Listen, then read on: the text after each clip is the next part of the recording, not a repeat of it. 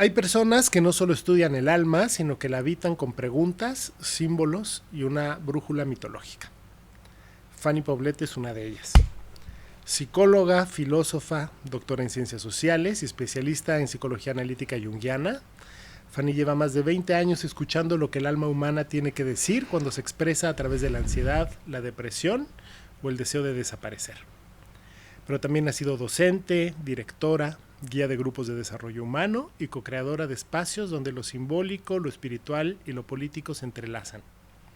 Para Fanny, Jung no es solo un autor, es un maestro vital, y en su camino conviven el pensamiento profundo, el amor por los perros, el rock de Mago de Oz, el imaginario griego y una fascinación por el terror. Es el lenguaje que muchas veces habla desde el inconsciente. Hoy Fanny nos acompaña para abrir un portal a esos territorios invisibles. Bienvenida a Bendita Terapia, Fanny. Muchísimas gracias, Bambo, de verdad qué presentación tan maravillosa. Mitch, me siento desnuda. Y desnuda bonito, desnuda cómoda. Les agradezco mucho la invitación. Saludos a todo su público. Ay, no, gracias. La verdad estamos felices. Es un tema increíble, ¿no? Toda la psicología junguiana, toda la teoría, todo... pues sí, lo que dijo. Exacto. Es correcto. ¿Cómo te enganchas con Carl Jung? La verdad es que me voy a empezar a poner cursi. El primer libro que yo leí de Jung se llama El hombre y sus símbolos. Uh-huh. Y la verdad es que yo no recomiendo que sea el primer libro de nadie porque es un libro en donde Jung de verdad que se pone a hablar pues justamente de algo tan complejo como son los símbolos. Uh-huh. Yo recuerdo que en aquel entonces tendría yo, no sé, 21 años tal vez. No entendí nada, solamente sé que me hizo llorar. O sea, el primer enganche que tuve con Jung es que yo no podía creer que hubiera alguien que hablara de esa manera sobre el alma humana. Y entonces me descubrí no entendiendo nada, pero sintiéndolo todo. Wow. Y dije, de aquí soy. Qué bonito. Cuéntanos un poco, para los que no sabemos, ¿qué onda con Jung? O sea, ¿cuál es su teoría? ¿En qué se basa? ¿Cuáles son sus primeros principios? O sea, cuéntanos un poquito general, porque vamos a ir desmenuzando todo durante todo el episodio, pero un poquito como para empezar a echarnos el clavado en el tema. Ok. Lo primero que te tengo que decir, Mitch, es que algo que le importa mucho a Jung es el conocimiento del alma humana. Uh-huh. Todos aquellos temas que le importan al alma le importan a Jung. Por eso es que es un hombre que estudió tanto mitología, estudió historias, estudió religiones, estudió física cuántica, estudió claramente medicina, se especializó en psiquiatría y tal. A él lo que le interesa es el tratamiento más allá del diagnóstico. Eso no significa que en la vertiente junguiana estemos peleados con los diagnósticos, pero Jung llega a la conclusión bien interesante. Un día se lo conté a un grupo de enfermeras y fueron muy felices, porque Jung llega a la conclusión de que los pacientes psiquiátricos, el psiquiatra no sabía nada de ellos. Uh-huh. Quienes más conocían al paciente psiquiátrico eran los enfermeros y las enfermeras, porque eran quienes mientras cambiaban las camas, mientras los aseaban y tal, y todos aquellos que hemos vivido la experiencia de trabajar en un psiquiátrico sabemos que en efecto quienes más conocen a los pacientes son enfermeros y enfermeras, y en esa cercanía platicaban de sus vidas, cosa que no hacían los psiquiatras. Y entonces Jung dice, aquí la estamos regando y la estamos regando fuerte. Uh-huh. Quienes están haciendo bien el trabajo son ellos, el personal de enfermería. Uh-huh. Y entonces empieza a darse cuenta de que es muy importante no solamente diagnosticar, sino dialogar. Uh-huh. Y a partir de ahí está el principio de la terapia dialéctico-dialógica que él promueve. Okay. ¿Y en qué consiste esta terapia? En un diálogo, así como el que nosotros tenemos acá. Para Jung es muy importante no tener batita, no tener impostación, no llevar a cabo el uso del diván, que el paciente te mire de frente y que si hay algo que a ti te genera una sonrisa, incluso una mirada de ¿será? Lo que sea, de una manera muy auténtica, tú lo puedas expresar porque al final de cuentas eres un reflejo de todo el entorno.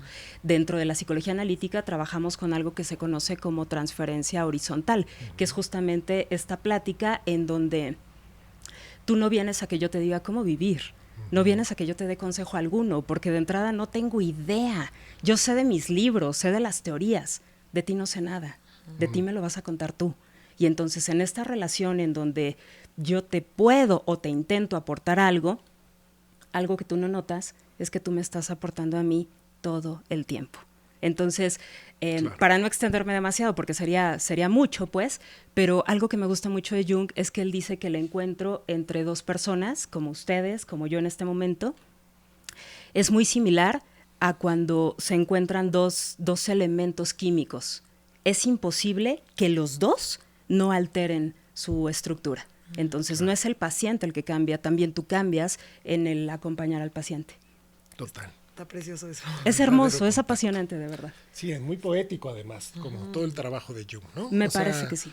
Muy metafórico, siempre con sí, referencias a muchas otras cosas más allá de la mente, ¿no? Que tú lo dices muy bien, como del alma, esta verdadera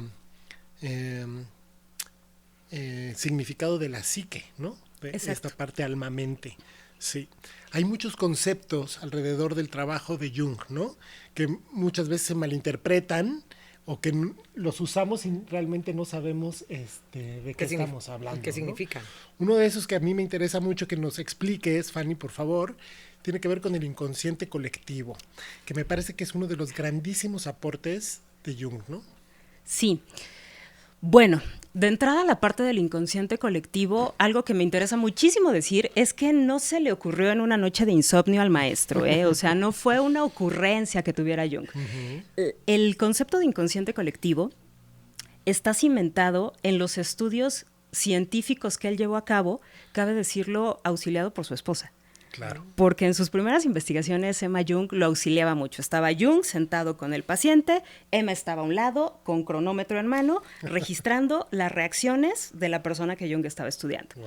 Y entonces él se da cuenta de que hay elementos que se comparten por grupos familiares, por grupos culturales, y él dice, ¿qué pasaría si pensamos que así como hay una herencia genética en nosotros, genética tal cual, hay una especie de, no lo dice con estas palabras, yo me voy a permitir expresarlo así, una especie de genoma psíquico para toda la humanidad? Así como compartimos información genética, seguramente compartimos información simbólica.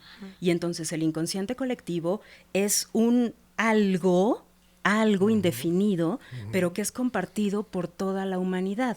De tal suerte que sin que nadie nos explique lo que es una madre, por ejemplo, nosotros buscamos una madre para básicamente sobrevivir. Entonces el inconsciente colectivo está lleno de contenidos que se llaman arquetipos, claro, de los cuales sí se habla mucho. Pero bueno, algo que quiero comentar es que para Jung el inconsciente, tanto el personal como el colectivo, no es una especie de ático en donde está toda la mugre, la suciedad, la purulencia, sino que es una fuente de mucha creatividad. Y claro que puede ser la raíz de algunos traumas o el cimiento de muchas patologías, pero también puede ser la fuente de una creatividad que no has explorado, la fuente de una potencialidad que no te has dado chance de llevar a la luz de la conciencia. Entonces, el inconsciente para Jung es muy amplio, es un concepto amplísimo. Está increíble. Claro. Oye, esto del inconsciente colectivo, no sé si tú te pones a estudiar todas las mitologías, todas tienen en común muchos arquetipos, ¿no? O sea, todos tienen que si la diosa de no sé qué, que si el dios de no sé qué, y ahorita hoy lo sabemos, porque pues hoy nos comunicamos en un segundo del otro lado del mundo con cualquier persona, pero en esas épocas no había como tal comunicación entre las culturas muy lejanas. Y si tú te pones a investigar, muchas de ellas cumplen pues funciones o tienen dioses que son muy, muy similares. Exacto. Eso es un poco lo que explicaría como este inconsciente colectivo, que todos estamos como conectados a una especie de inteligencia... Como de red global. Como de red. Como un micelio energético de conciencia, ¿no? Sí, incluso Jung dice que antes de que nosotros seamos cigotos, o sea, esa unión de gametitos, nosotros ya nos depositamos en una suerte de útero, metafóricamente hablando, claro está, que es el inconsciente colectivo. O sea, el inconsciente colectivo precede al individuo. Okay. Después, con si fuiste deseado, si no fuiste deseado, si querían nena, pero naciste nene, o a la inversa, etcétera, se va conformando el llamado inconsciente personal, ya con las experiencias propias. Y solo en un tercer momento, posterior al nacimiento, para Jung, viene la conciencia. Podemos estar de acuerdo o no con esta estructura y este orden, pero es la propuesta de Jung y a muchos nos suena absolutamente lógico. Y lo que tú dices, Mitch, es cierto. Jung explora qué es lo común a toda la humanidad. Bueno, en todas hay religiones y las religiones tienen la diosa madre o tienen una acepción de la madre. Entonces, claramente hay un arquetipo madre. Perfecto. Todas tienen al Dios Padre o a una acepción del Padre. Entonces hay un arquetipo Padre. ¿Podemos conocer los arquetipos? No. Podemos conocer las llamadas imágenes arquetípicas. Okay. ¿Qué es la imagen arquetípica? Pues es el aterrizaje cultural del arquetipo. Que cada quien se lo da diferente. Que cada cultura lo tiene distinto. En algún lugar Zeus, en otros Tlaloc, en otros Quetzalcóatl. Eso es una imagen arquetípica. Está precioso eso. Está Oye, increíble. Perdón, estoy apropiándome Dale, la conversación, por pero tengo favor, muchas por favor, preguntas. Mitch, venga. Este inconsciente colectivo varía de cultura a cultura. Me refiero a, tú por vivir en América Latina tiene un inconsciente colectivo completamente diferente a Asia, completamente diferente a Oceanía. O sea, sí tiene mucho que ver con un poco, o sea, hay un inconsciente colectivo mundial, pero también por zonas, por familias, por sistemas, por religiones, etcétera. ¿Qué pregunta tan increíblemente interesante? El inconsciente colectivo es uno y es compartido por toda la humanidad, pero sí que hay una suerte de inconsciente cultural que es en donde se conforman las llamadas imágenes arquetípicas. Por eso es que a nosotros Zeus o Demeter puede que no nos represente tanto, pero de este lado a lo mejor un Jehová, Yahvé, como cada quien le llame, y una acepción de María, a lo mejor representa más que Demeter del otro lado del mundo. Entonces hay como particularidades culturales que se manifiestan en sueños. Claro. Pero en los sueños también te das cuenta que a pesar de que tú digas, bueno, yo sigo determinada religión, en el sueño aparecen símbolos que vienen de una religión que nada que ver conmigo. Bueno, contigo como individuo no, pero como humano tiene todo que ver porque lo compartes con toda la humanidad como la parte de los genes. Qué interesante. Sí, hay una conexión y cómo lo hemos traducido también, ¿no? Sí. Porque esta parte que dices de las imágenes arquetípicas, que puede estar, por decirlo de alguna forma, la madre puede ser aquí la Virgen de Guadalupe, que hasta el que no es cristiano es guadalupano, ¿no? Porque existe esa referencia. Pero y luego esta parte donde yo también como individuo, ¿qué estoy proyectándole ahí? Sí. ¿No? Muchas veces desde mis necesidades, desde mi historia, ¿no? Y eso crea también como mi propio arquetipo, ¿cierto? Lo que Jung llamaría nuestra ecuación personal. Y la ecuación personal es justamente con qué imagen arquetípica me identifico más. Si bien en mi cultura está, por ejemplo, bien lo decías, la Virgen de Guadalupe, a lo mejor yo me identifico más con Perséfone, porque la raptó Hades al inframundo y a mí me súper encanta el inframundo, entonces yo soy más Perséfone en conciencia, pero intrínsecamente, ¿qué tanto me siento llevada a lo mejor por la culpa o por una necesidad absoluta de inmolarme para el servicio de los demás o de guardar silencio, como dice esta parte del mito? Y por mito no quiero que nadie se ofenda, mito se le dice a toda concepción religiosa desde esta creencia. Sí. ¿No? Sí, total. ¿Cómo se trabaja desde el análisis junguiano con los arquetipos? 1,000 millones de formas distintas, ¿no? O sea, la manera de trabajar con los arquetipos, Jung decía que son incognoscibles. Nadie tiene acceso a los arquetipos. A las imágenes arquetípicas, sí. Entonces, para nosotros es muy importante el análisis de sueños. Es prácticamente religioso llevar tus diarios de sueños, en el cual detalles todo lo que sueñas cada noche. Si alguien tiene broncas para recordar los sueños, hay varios tips para poder recordar un sueño. Dánoslos, por favor. Yo soy esa. Es raro que me acuerde de un sueño. Fíjate que muchas personas llegan a consulta así de, bueno, entiendo la importancia de los sueños, pero yo nunca me acuerdo de qué soñé. Bueno, uno de los grandes tips, hay varios, pero uno de ellos es, nosotros no despertamos como en las caricaturas, ¿no? En donde vamos abriendo los ojitos y la pestaña así oscilante. Exactamente, los pajaritos. Exacto, y todo muy romántico y bien peinado. Sí. No, la verdad es que nosotros despertamos antes de abrir los ojos. Entonces, la primera sugerencia es, no abras los ojos, no los abras. Y por favor, no despegues la lengua del paladar. Por tu santísima madre, no despegues la lengua del paladar. No te muevas, no hagas movimientos bruscos. Trata de quedarte un rato ahí recordando que soñaste o pensando, o más bien sintiéndote. ¿Cómo me siento? A lo mejor no recuerdo del sueño, pero sí sé cómo me siento. Los sueños tienen tanta potencia que nos hacen despertar de un humor muy particular. ¿No les ha pasado? Por supuesto. Pero por supuesto. O angustiosos, o contentos, o tristes. Justo. Exactamente. Entonces, el análisis, más bien la amplificación de los sueños, es una forma para trabajar con imágenes arquetípicas. La parte de la arteterapia es otra forma de trabajar con imágenes arquetípicas. La caja de arena, la generación de obras, de dibujos, esculturas, lo que cada quien abone. Hay pacientes que escriben mucho y se avientan unas historias deliciosas. Eso es parte de ver la imagen plasmada ahí, la manifestación del inconsciente que busca expresarse en dibujos, en colores, en letras, en formas, en sueños. Eso, vamos por ahí. Me encanta. Me encanta. Oye, Fanny, tengo una pregunta. Venga. Existe, no sé si está muy simple mi pregunta y no sé si es lógica, pero existe como cierto número de arquetipos. O sea, Jung enseñó como existen 14 arquetipos. La madre, el padre, el sabio, o sea, algo así como muy así cuadrado, o puede existir arquetipos y demás cosas. No sé si está haciendo mi pregunta. Bambo, me voy a tener que ir con Mitch a tomar un café saliendo de aquí, te lo prometo, porque dice cosas que, vaya, ¿cómo nos va a alcanzar una hora para esto?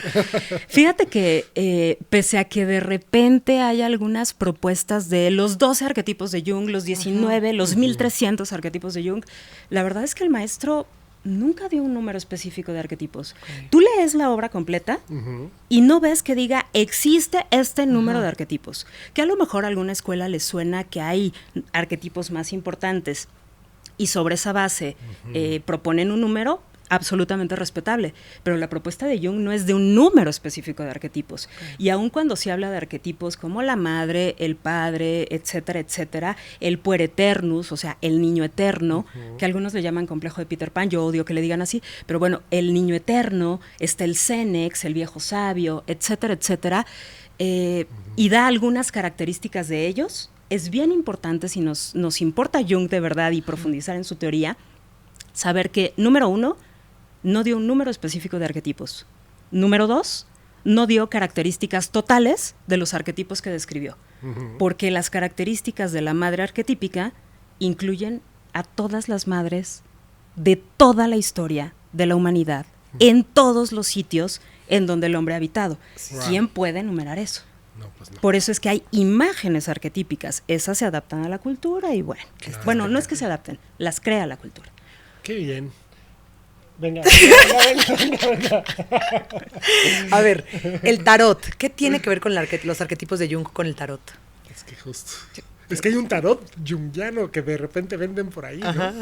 Sí, lo he visto, lo he visto. No lo he adquirido, lo he revisado un poco. Bueno, Jung y el tarot. Hay libros muy serios de estudios sobre Jung y el tarot, pero hay que entender algo.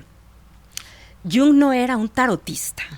O sea, y Jung es un hombre que exploró los símbolos y él consideraba al hombre un animal simbólico. Entonces, todos estamos llenos de símbolos. Y sí es cierto que los junguianos han encontrado en el tarot una fuente de riqueza simbólica absolutamente grande, absolutamente grande. De tal suerte, por ejemplo, que en el arcano 0, que es, por ejemplo, el loco, que está con su morralito y un perrito así como acariciándole la pierna y el otro con un pasito al vacío. Sí, hermoso el arcano del loco, ¿no? Esto, por ejemplo, se conoce como el viaje del héroe, es el inicio, es la parte de la separación. El tarot desde Jung no es un instrumento para leer el futuro, ni para saber si tu marido te engaña o no con una mujer rubia, ¿sale? O sea, el tarot no es una técnica de adivinación, es una técnica de contacto con los símbolos, porque el loco lo que representa es esta separación que hacen de su audiencia. A quien se va a casar este fin de semana va a ser un viaje del héroe, el paso 1, el loco, porque se va a separar de la casa de mamá y papá. Eso es lo que representa el loco, desde esta perspectiva. Y entonces esa separación entraña un par de muertes y un suicidio. O sea, es como una suerte de matanza a papá y mamá perdón por la palabra, es como una eliminación del padre y la madre simbólica, como decirles, ya no te necesito en este momento, pero también hay una especie de, voy a utilizar una palabra un poco más ad hoc, como de desvivimiento de mí mismo como hijo, porque entonces yo estoy renunciando a ser hijo de mi padre y mi madre, porque entonces inicio mi vida de esposa, o de mi estudiante de intercambio, o mi vida como persona que va a vivir sola. Entonces, ese loco es lo que simboliza. ¿Ustedes ven algo de lectura de futuro aquí? ¿Si le va a ir bien o le va a ver mal? No, por supuesto que no, porque solamente es una adaptación de los símbolos para ver en qué punto de su vida se encuentra una persona en un momento determinado. Eso es algo que se ha prejuiciado mucho de Jung, ¿no? Es que estudiaba el tarot, no era tarotista, no era lector de futuros, es que era alquimista. A ver, la alquimia es una metáfora de Jung. También. Para hablar del cambio de emociones, etcétera. Sí, claro. Fanny, bueno, es que llévame contigo a estudiar este tema. Y antes nos vamos a tomar un café, seguro. Te invitamos, Bambo, con muchísimo. Yo ahí prometo escuchar. A ver, pero hay algo que me gusta mucho, que ahorita lo hemos mencionado un par de veces. Desde esta perspectiva, Fanny, ¿qué son los sueños? Mira. Ya te la cambié así duro. Yo estaba bien entrada hablando del tarot y de repente me metió al universo onírico. Los sueños claramente son una manifestación del inconsciente. Sigmund Freud habló de los sueños de una manera bellísima, o sea, con la genialidad de Freud que nadie, o me parece que nadie en sus cabales podría negar. Freud habló de que los sueños son la vía regia para llegar al inconsciente. Para Jung, los sueños son muy importantes, pero hay algo más importante que los sueños como vía regia para llegar al inconsciente. Y eso más importante para Jung son los complejos. Bambo, Mitch, ¿han escuchado la palabra ¿estás bien acomplejada? Sí. ¿O tienes muchos complejos? Pero lo usan de manera negativa. Súper negativa, súper negativa, como peyorativa, incluso patológica. Jung decía, es bien sabido que todos tenemos complejos. Menos sabido es que los complejos lo tienen a uno. Pero por eso es que a la psicología junguiana, la psicología analítica, se le llama psicología compleja. Un colega me decía, ay, se creen que es muy difícil. Y yo, no, hermano, no complejo por la dificultad. O sea, compleja porque el fundamento de Jung son los complejos como vía regia al inconsciente. ¿Qué son los complejos? Las relaciones. O sea, complejo materno. La relación con la madre o figura materna. ¿Todos son buenos? No, los que sí son es complejo materno positivo y los que son no tan nutricios, complejo materno negativo. O sea, el complejo tiene una dirección. Entonces, regresando, los sueños son muy importantes en el análisis, pero hay algo que todavía puede servir de vía más directa para llegar al inconsciente, tanto el personal como el colectivo, que son los complejos. ¿Reales de la vida diaria o mi representación onírica de sueños sobre esos complejos? Es que en tus sueños están representados los complejos, por ejemplo. Ok, a ver. Tenía un buen amigo me decía, lo voy a ventilar, ni modo, pero es que su sueño es buenísimo para el chisme. No digas su nombre, está perfecto. No lo diré, pero después se los paso. Resulta que, de verdad, es un sueño que yo dije, no, es que esto está brutal, porque decía, soñé que estaba una pareja, bueno, había varias parejas, yo llegaba a una reunión, había varias parejas, hombre y mujer, y yo llegaba a saludarlos y decía, hola ánima, hola ánimus. Y yo... O sea, no necesitas analista, hermano, está clarísimo. Aquí están justo la parte de la imagen arquetípica del ánima, porque las mujeres iban vestidas de alguna manera, que para él es representativa, y los varones iban vestidos de una manera para él representativa. Entonces, esos complejos, en este caso, ánima, animus, que son arquetipos, pues, pero que entrañan un complejo y que vienen a conformar el complejo del yo, ya otros temas, vaya, están manifestados en los sueños.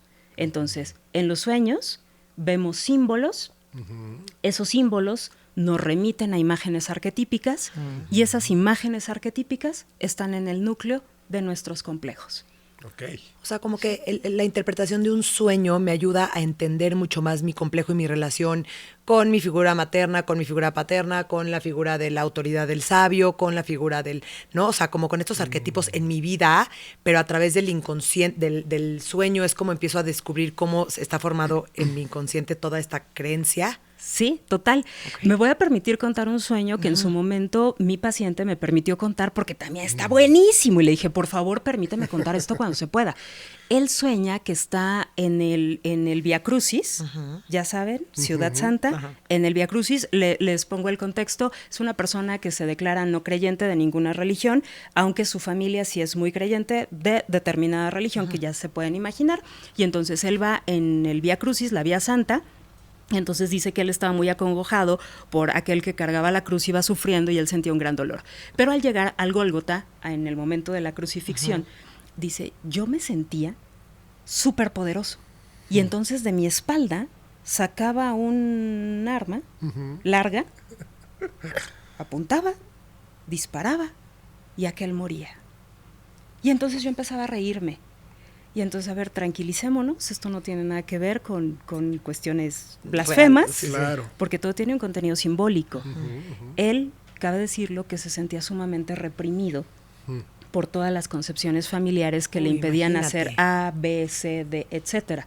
Entonces, avanzado en la terapia, sueña esto y en realidad no está ultimando al Mesías. En realidad lo que está haciendo es, en esta muerte simbólica de aquel que le representa algún tipo de represión, lo que su inconsciente le dice, te estás liberando. Sí, estás matando tus creencias, estás matando tus limitaciones. No, y mucho lo que te taladraron de chiquito en una familia tan religiosa o con esa creencia tan... Lo que te tenía atado, ¿no? Y reprimida. O sea, tal cual ahí. Eso es. Por eso el trabajo con sueños es tan exquisito. Y tú escuchas los sueños y, bueno, ustedes seguro les ha pasado 1000 veces, estás escuchando los sueños y estás a 3 segundos de babear por la inmensidad y la magia de la psique. Es que es impresionante. Sí, la complejidad, sí, son fascinantes los sueños. Correcto. Qué rico. ¿Qué más? Ay, no sé, estoy feliz. O sea, quiero ir a terapia de sueños, quiero acordarme de todos mis sueños, quiero hablar del tema del arquetipo. A ver, en todo como estudio de los arquetipos, ¿nos puedes mencionar como que algunos? O sea, sé que es difícil, sé que Jung no estaría de acuerdo que estemos como... Imágenes arquetípicas. No, imágenes arquetípicas es lo que ya se representa, pero como las descripciones o las características de los arquetipos. ¿Qué arquetipos podemos encontrar en el mundo, ¿no? Nos platicaste del arquetipo de la madre, del padre, del sabio, del viejo sabio. ¿Nos puedes platicar tantito como...? Muy bien, muy bien. De entrada, qué bueno por esta acotación, porque es muy común confundir arquetipos con imágenes arquetípicas. Exactamente. Muy bien. Bueno, están aprendiendo estrellitas. Estamos increíbles. Yo que estaría feliz. Bueno, eso espero. A ver, una imagen de la cual casi no se habla, por ejemplo, es justamente del Cenex. O sea, el Cenex es este viejo sabio. El principio de la psique, y algo muy importante para comprender a Jung, es que el principio de la psique es un principio integrador. ¿Qué significa? Que es tal vez de las cosas más importantes. Para Jung, la psique está integrada por opuestos que son complementarios. O sea, que caben. Que caben perfecto en una ecuación. Así como la mañana tiene su noche y juntas conforman algo que nosotros llamamos en unidad de tiempo día, pero no es que la noche esté peleada con la mañana, sino que la mañana y la noche forman parte de un todo. Es lo mismo. Tenemos nuestra luz y nuestra sombra y tenemos que integrarla, porque el principio de la terapia junguiana o de esta propuesta analítica ni siquiera es la cura. Híjole, aquí se nos van a caer muchos fans de Jung, pero ni siquiera es la cura, es la integración de nuestros opuestos. Y eso a mí se me hace hermosísimo. Y entonces, cuando nosotros hablamos de arquetipos, tenemos que hablar de arquetipos opuestos complementarios. Padre-madre, pero también en este caso, el Cenex y el Puer Eternus. O sea, el niño eterno y el viejo sabio. Y el viejo sabio. Qué belleza. Y es precioso, porque la propuesta de Jung es que nosotros intentemos integrarlos conforme vamos viviendo, de tal suerte que hay lugares en donde el niño es el invitado o tiene que estar, y a veces es el sabio.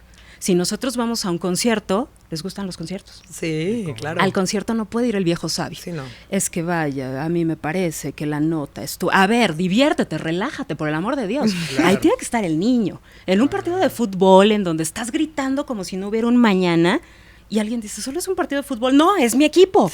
O sea, ahí está el niño y se está divirtiendo. Claro. Es hermoso ir con niños eternos a este tipo de eventos.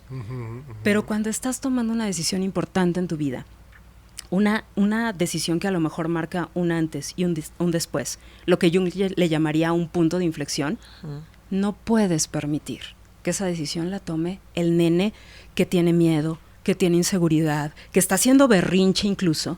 Ahí quien tiene que operar es el viejo sabio. Y entonces el viejo sabio es aquel que te hace decir cosas y amarrarte los pantalones para tomar una decisión aunque duela. Y tienes el dolor que sigue lastimando y el dolor que te va a curar. Y entonces el viejo sabio elige entre esos dos dolores. ¿Sí? Pero después te vas al concierto Y después y estás como el surge el niño. niño.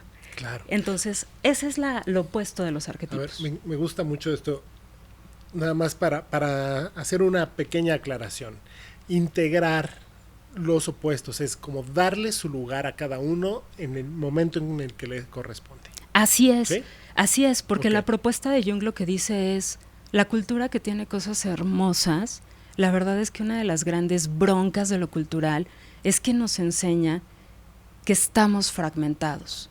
O sea, veamos caricaturas, veamos anime que es precioso, veamos películas y están los buenos, que solo son buenos, y los malos, que solo son que malos. solo son malos. Sí, sí, Y sí. la lucha entre los dos. Y la lucha entre los dos. Claro. Y entonces, y de repente Y por no ahí. el abrazo, ¿no? Sí.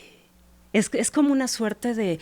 Es que los dos tenemos una heroína, o todos tenemos una heroína, un héroe, y todos tenemos un villanazo Sí. que más nos vale reconciliar, porque claramente yo soy Blancanieves, pero claramente soy la madrastra que quiere matar a la doncella.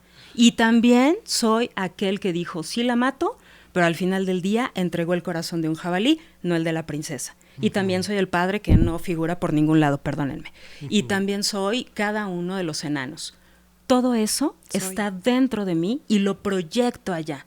Por eso es que me fascina un cuento o una película, una novela, porque es totalmente mi proyección. Todos esos personajes están en mí, en mi interno, y los tengo que integrar. ¿Y qué pasa cuando no lo integras? ¿Qué pasa cuando lo niegas? ¿Qué pasa cuando lo bloqueas? Una muy bonita y divertidísima neurosis, Exacto.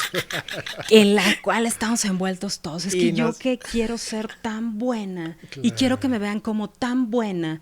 A ver, si quieres que solo te vean como la buena y no te arriesgas de cuando en cuando a ser villana, cuando alguien está traspasando tus límites, entonces estás envuelta en una neurosis. De la misma manera, es que yo quiero ser siempre vista como la inteligente, la que todo lo sabe. Bueno, si no te has reconciliado con tu estupidez, el día que te equivoques y hagas un ridículo, vas a sentir que te mueres, porque no has conectado con ese lado, pues, de imbecilidad que todos tenemos en buena dosis, ¿no? Y Claro. que a veces es bastante divertida, por cierto. Sí, que por lo menos para mí, en la consulta, a mí me encanta siempre decirles, también soy, Eso. ¿no? O sea, cuando podemos darnos chance de ser una cosa y también la otra, empieza a haber la reconciliación, ¿no? Porque es como, ¡ah! Entonces ya soy un hijo de la fregada y entonces ya se borró todo lo otro, ¿no? Exacto. Y no, también puede ser un hijo de la fregada. Y también puede ser un ser muy luminoso y bondadoso y amable. Entonces Oye, es Bambo, como esta parte, ¿no? ¿verdad? Y no Claro. pasa lo mismo en terapia, por ejemplo, cuando un gran padre y de repente resulta que el padre, pues bueno, tiene otra familia, o una gran madre que tiene otra familia, etcétera, etcétera, y de repente es que me decepcionó como padre. Y no estamos acostumbrados a ver que ese gran padre puede ser un no tan buen esposo. Pero por supuesto. Y justamente eso es lo que neurotiza, lo que genera el dolor, esa parte del fragmento, ¿no? Totalmente. Es la propuesta de Jung. Y justo este ejemplo que das se ve un montón, ¿no? O sea, Súper. hay un divorcio y entonces el papá o la mamá quieren convencer a los hijos de lo malos que son, ¿no? El otro, ¿no? El cónyuge. Sí. Es como, a ver, quizás sí, como esposa, como esposo. Es falló una un tragedia. montón, pero puede ser un gran padre, ¿no? Es correcto. O una gran madre. Y sí, Sí. sí, sí, eso es interesantísimo. Ahorita estabas hablando de esta parte de reconciliar y de traer a la luz. Y entonces esto me da chance de hablar de otro concepto que a mí me encanta y creo que también es un concepto que está bastante... hay mucha confusión al respecto, que es la sombra. Uf. De la cual Jung habla un montón, ¿no? Sí. Yo he escuchado infinidad de veces que las personas hablan de la sombra como si fuera el diablo, lo negativo, lo malo, y nada que ver.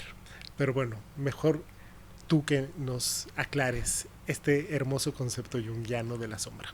Lo dices bien. Y hay muchos libros para el trabajo con la sombra y algunos de ellos en colaboración con el maestro Jung. Encuentro con la sombra es un libro. Te iba a decir. Sí, ese fue mi súper. primer acercamiento con Jung, el encuentro con la sombra. Mira nomás. Pues, librazo, ¿estás de acuerdo? Librazo. Porque te aclara un montón de cosas justo Total. de darnos cuenta que la sombra no es nuestro lado negativo, en donde todos somos los peores seres humanos, así escorias divinas. No, no, no. La sombra es lo oculto. La sombra es lo que no está en luz. Y si bien puede que haya cosas que, bueno, no estemos muy orgullosos de reconocer, también hay cosas en sombra. Por ejemplo, aprovecho para hablar de otro concepto que también está manoseadísimo y súper mal interpretado. Introversión y extraversión, o extroversión como algunos le llaman. Yo soy claramente introvertida. Dato real, yo soy muy introvertida. Eso significa que en sombra está mi extraversión. Okay. O sea, lo que yo tengo en la conciencia es mi introversión, pero en sombra está la extraversión. ¿Por qué digo que está mal interpretado? Porque se piensa que el introvertido es el que tiene pena, Claro. el que casi no habla. Y hasta se considera como diagnóstico, ¿no? A mí me llegan papás de adolescentes que me dicen, es que te traigo a mi hijo porque es muy introvertido. Y yo, ay, pues yo también, ¿no? O sea, ¿cómo ayudar? ¿No? Chócalas. Sí, puñito, exactamente. Y la introversión no es una patología. O sea, la introversión y extraversión son dos formas de ser y estar en el mundo. Los introvertidos somos los que buscamos más la soledad. Yo hago retiros de soledad y silencio porque me encantan. Y es así de, cállense todos, que nadie me hable, porque ya estuve mucho con la gente, necesito estar sola como para recargar energías. Todos en su cena de Navidad y su servidora encerrada acá porque introvertida. El extravertido es el que está diciendo en este momento, viernesito, ¿qué hacemos al rato, no? O sea, Sí. ¿qué hacemos? ¿A dónde nos vamos todos? Hoy toca. ¿no? Hoy toca, ¿no? Hoy toca ser feliz, exactamente. Y el introvertido es como que, ¿qué hacemos? O sea, enciérrate en tu cuarto y sé feliz. Entonces, lo que hay en luz son todas esas cosas que a lo mejor son más evidentes en nosotros. Eso. Y lo que hay en sombra no necesariamente es lo patológico o perverso, sino aquello que no ha venido a la luz de la conciencia y no nos damos cuenta que también lo tenemos. O sea, por ejemplo, puede ser que una persona sea refunfuñón y sea amargado, no, sin ponerle etiquetas, pero que es esta persona como malhumorienta, quejumbroso, y lo que trae en su sombra es el gozo, es la ligereza, es la... Claro, o sea, no necesariamente es lo negativo, entre comillas, o lo desagradable, incluso es lo que tú no ves, tu opuesto que estás bloqueando. Claro. Bueno, no sé si bloqueando, pero estás O lo que no aventándolo a estás la mostrando. cajuela. Exacto. Claro, porque a veces ni tú te das cuenta Sí, que no, lo tienes, sí, ¿no? sí. Es esta Así bolsa, ¿no? De la que Es- habla justo ese libro, ¿no? La que Es voy justo. echando ahí El costalito. del costalito. Y además de todo, no sé si ustedes estén de acuerdo, pero algo hermoso de la sombra es que uno no lo ve. O sea, yo no veo la sombra de Mitch. Mejor dicho, yo veo la sombra de Mitch, pero no veo mi sombra. Y seguramente pasa a la inversa, ¿correcto? Correctísimo. Porque es más fácil que los demás vean la sombra en ti, como pasa con los fenómenos físicos. Porque aparte Jung era Eso. un fan de la física. Entonces, esa parte es muy importante. Pero sí, se me hace valiosísima tu pregunta, porque sí quiero que quede clarísimo que para Jung la sombra no es solo lo negativo. Puede que haya cosas negativas, pero hay otras que pueden ser hermosas y no obstante todavía no las haces conscientes. Claro, ¿hay una relación ahí entre la sombra y la vergüenza? Sí, y también entre la sombra y la risa. Que, A ver. ese es un tema que, no sé a ustedes, a mí me encanta hablar del humor. Me gusta muchísimo. Yo creo que es uno de mis temas favoritos. Y hay una parte del libro que leíste, el de Encuentro con la sombra, el páginas iniciales dice tal cual: cuando ríes, la sombra es la que ríe. O sea, cuando de repente, nunca les ha pasado que están viendo videos de caídas. Sí, es lo que pensé, claro, justo lo pensé, que te quieres reír, pero no puedes porque qué mala onda que te estás riendo, Sí, pero... sí, claro. Qué Y bruto lo que hay dices. comentarios, ¿no? De, me voy a ir al infierno, pero llevo 2 horas riéndome. Eso es la sombra. Justo. O sea, la sombra es la que ríe. Dice, no manches, o sea, salió vivo, o qué onda con esto, pero no puedes dejar de reírte. Sí. O sea, ese es el lado perversón, Sí, si es ese lado, sí. la sombra es la que ríe. Entonces, bueno, el humor está muy conectado con la sombra. Justo ayer estaba viendo un video de un niñito pobrecito. Era mucho sufrimiento, pero él no podía parar de reír. Era como su cumpleaños, entonces le hacían como muchos jueguitos, ¿no? Sus papás. Y había premios buenos, digamos, como pues, papitas, refrescos, juguetitos, y premios malos, que casi todos los premios malos eran chayotes, ¿no?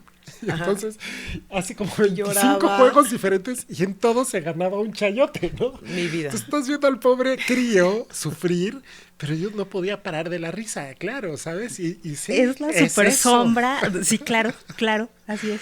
Sí, ahí es la, claro, sí, y no es algo de maligno, pues, ¿no? No. O sea, no te estás riendo del dolor.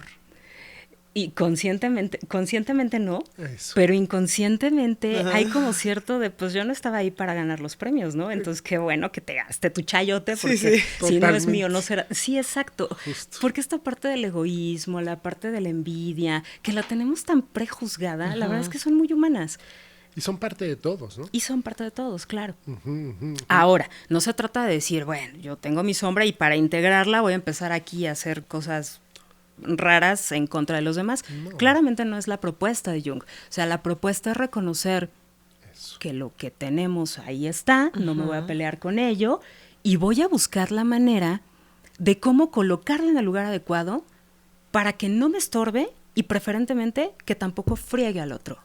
¿A qué me refiero con esto? La soberbia, por ejemplo. Ujú. Es algo de lo cual se habla muy mal, ¿no? Es que no hay que ser soberbio. A ver,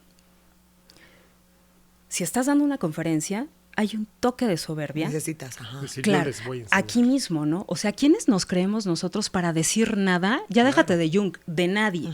Pero aquí estamos bien campechanos. Se requiere un toque de soberbia. Espero que nuestra soberbia en esta dosis no afecte a nadie y que de hecho abone en algo. Eso. Pero la soberbia, por ejemplo, en una relación de pareja, en donde, pues yo soy psicóloga, ¿no? O sea, ¿qué vas a saber tú de la conducta? O sea, a mí no me vas a engañar. A ver, estás en una relación de pareja, Ahí afecta. ahí afecta. Entonces, se trata de integrar para colocar en un lugar en donde no estorbe. Ok. Traerla a la luz, ¿no? Es traerla a la luz. A la Sí, luz de mi exactamente. conciencia, a la luz, por lo menos verla. Así es. No decir, sí, aquí está esto, aquí, ¿no? Correcto. No es algo que me voy a colgar, ni te lo voy a estar repartiendo, pero sé Así que lo es, tengo. Bambo.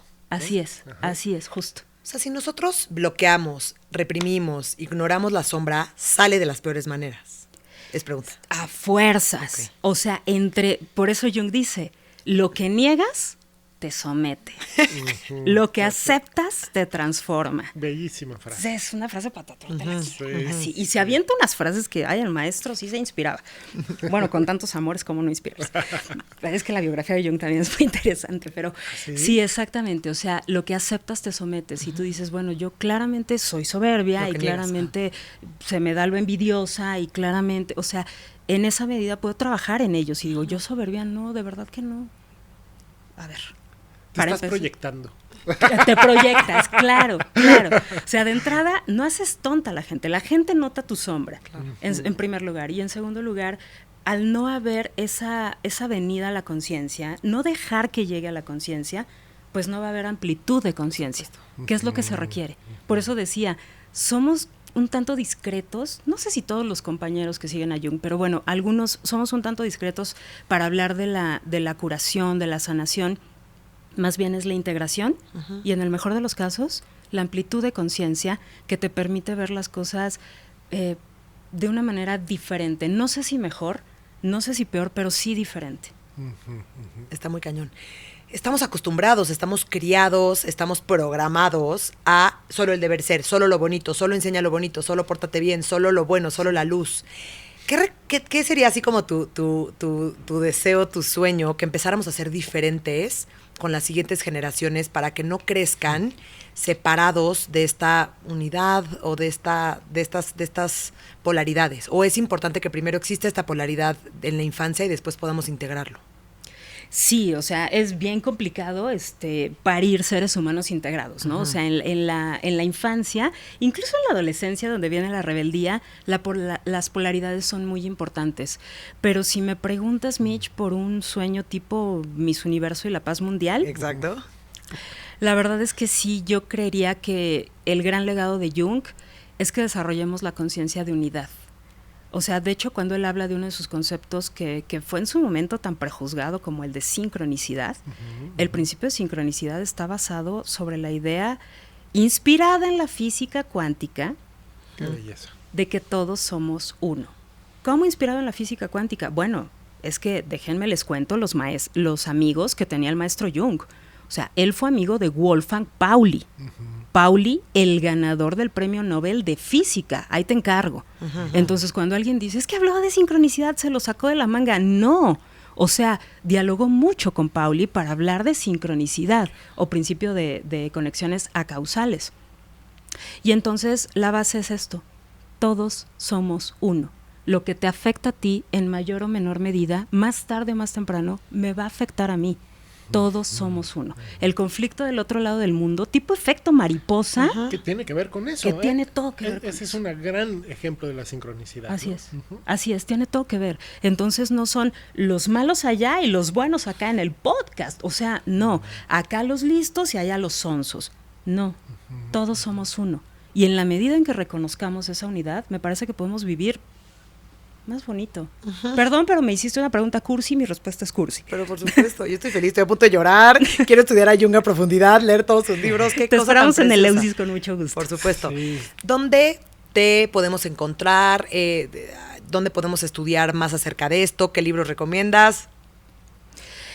Pues mira, justo comentábamos un poquito antes, yo creo que muchos hemos entrado a Jung de manera un poco autodidacta y a veces es bien importante, como decimos en el instituto, tener a nuestra manada, tener a nuestro clan, porque como junguiano a veces te ven así como que sacas chispitas y haces magia y no sé qué idea tiene la gente de Jung, pero para quien quiera conocer a Jung, al menos dentro de las exploraciones que hice, yo me encontré en su momento con Instituto Eleusis, hoy mi casa, a la cual le agradezco muchísimo el aterrizaje en los conceptos junguianos. Así que las redes de Instituto Eleusis y los cursos de Instituto Eleusis que están en Toluca. Están abiertos para todos. Nuestra sede está en Perú, Eleusis se funda en Perú. A mí me toca en este momento el enorme honor de dirigir la sede en México, que pues como tu servidora vive en Toluca, claramente está en Toluca, pero los esperamos en Eleusis con mucho gusto. Sí, dos cositas más. Me voy a alargar un poquito, pero me parece importante. Si alguien quiere un acompañamiento desde el análisis junguiano, ¿qué puede esperar? ¿Qué va a pasar? Puede pasar de todo, porque dice Jung que depende de la ecuación personal del propio analista. O sea, la principal herramienta que tú tienes en análisis es tu ecuación personal. Y otra frase para el antebrazo es: nadie puede acompañar a su paciente más allá de donde él mismo ha llegado. Claro. No puedes, por eso se propone tanto que primero analízate tú y después éntrale al otro. ¿Qué puede esperar? Como te decía, muchas cosas, pero sobre todo profunda y total honestidad. O sea, si tengo ganas de reírme, me voy a reír.